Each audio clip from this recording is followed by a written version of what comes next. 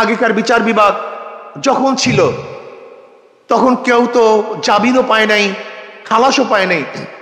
এখন কি এমন কি মিরাকাল হয়ে গেল, এমন কি হয়ে গেল যে মাত্র ফেসিড যাওয়ার সাথে সাথে বিশাল বিশাল কেস, বড় বড় কেস সবগুলি নিষ্পত্তি হয়ে গেছে, সবগুলি শেষ হয়ে গেছে।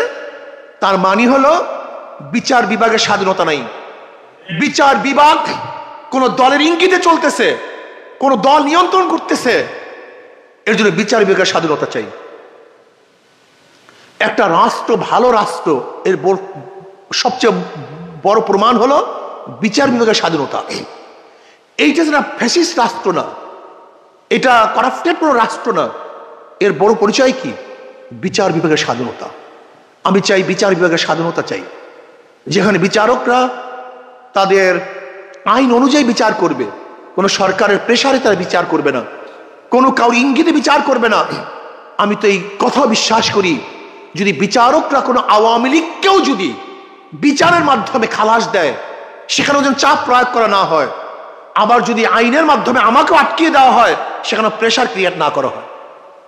আমি তো বিচার বিভাগের এরকম স্বাধীনতা চাই, যেখানে বিচার বিভাগ বিচার করতে গিয়ে, রায় লিখতে গিয়ে তার মনের মধ্যে ভীতি সৃষ্টি না হয় যে আমার চাকরি থাকবে কি থাকবে না, আমার পদোন্নতি হবে কি হবে না।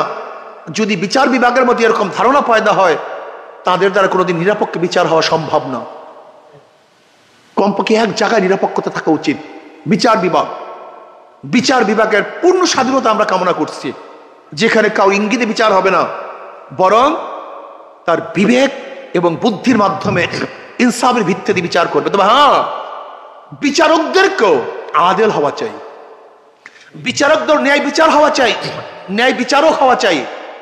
যদি বিচারকরা ওই মানিক মাকড়া বিচারক হন, ওই মানিক মাকড়া বিচারক যার মনের মধ্যে বিদ্বেষ, যার মনের মধ্যে ঘৃণা, যার মনের মধ্যে হাজারো কুলুষতা আছে, এরকম বিচারকের মাধ্যমে কোনোদিন নিরপেক্ষ বিচার হতে পারে না।